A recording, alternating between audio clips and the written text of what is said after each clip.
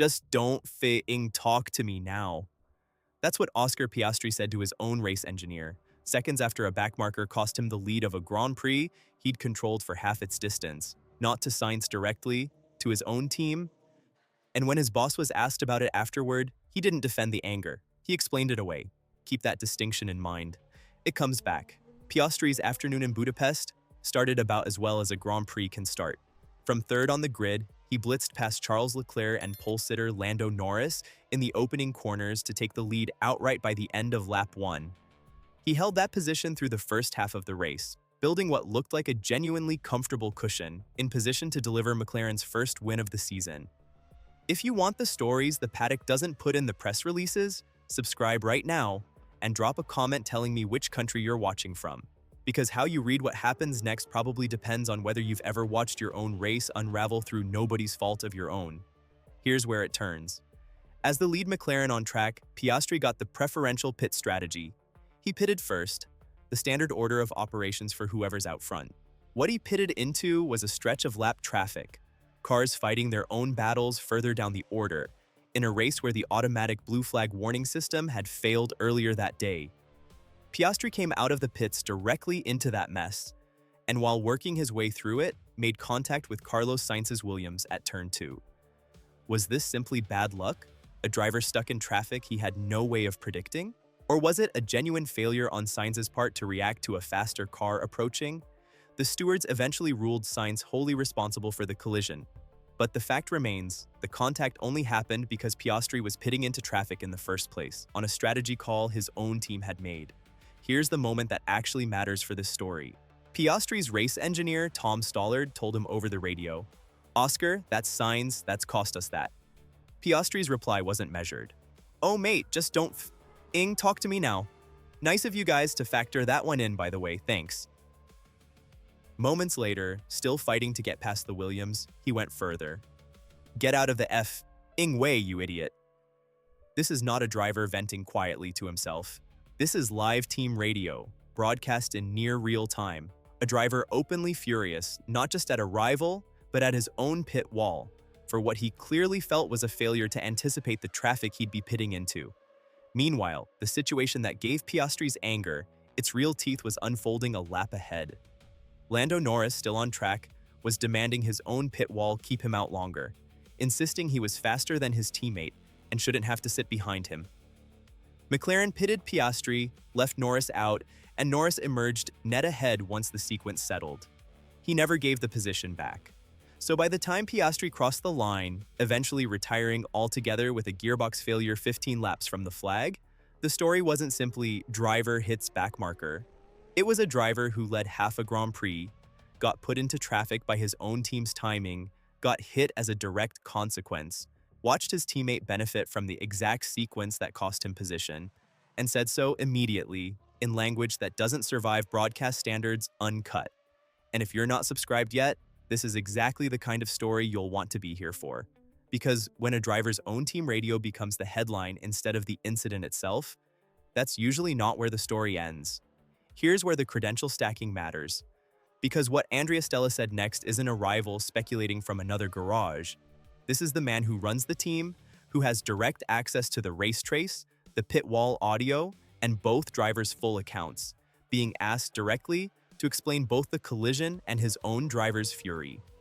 Speaking to Sky Sports F1 after the race, Stella addressed the Sainz incident specifically. He said the incident seemed out of character for the Spaniard, and pointed to the broader system's failure, the same blue flag malfunction that had caused problems across the field that day, as a likely contributing factor. His summary of the whole sequence was almost defiantly calm. "That's racing, we are McLaren Racing, and today, it was great racing." Then came the harder question. What about Piastri's radio outburst, the language, the fury directed at his own team?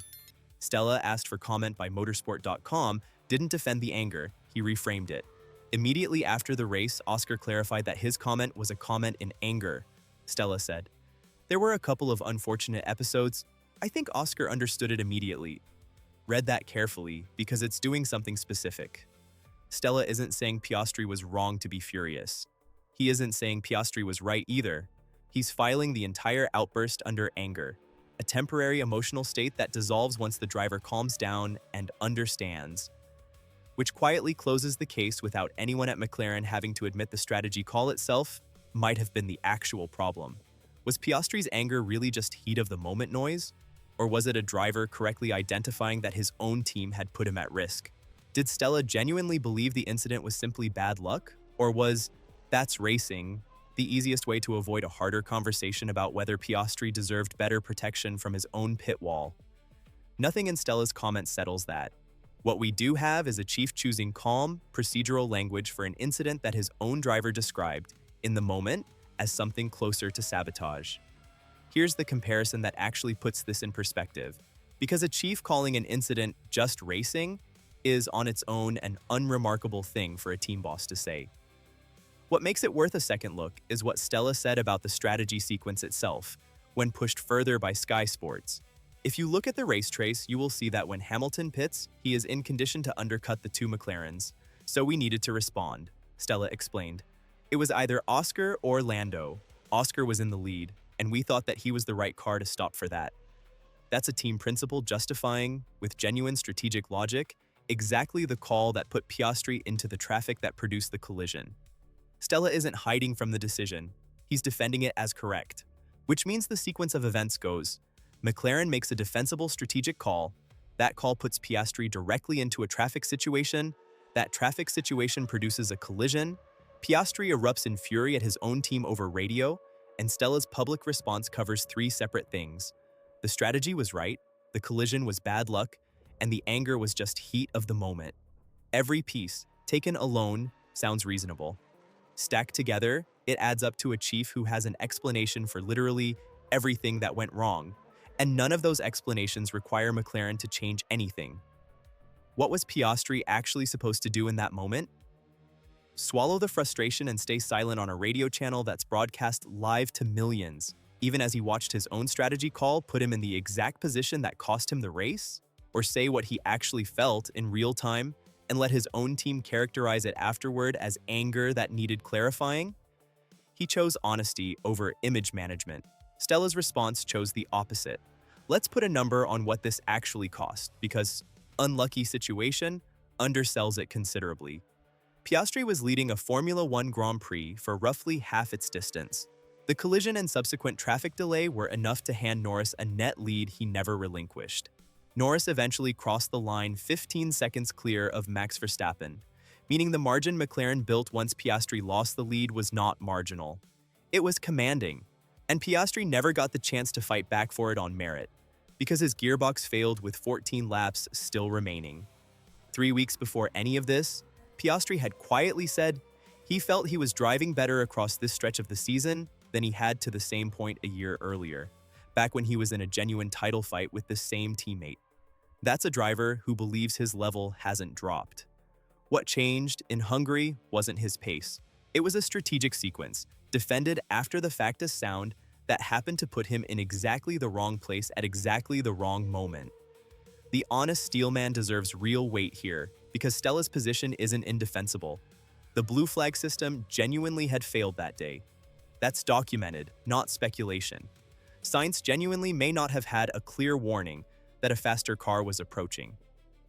And the strategic logic Stella laid out for pitting Piastri first, to cover Hamilton's undercut threat, is sound racing theory, not an excuse invented after the fact. That's a defensible position on every individual point.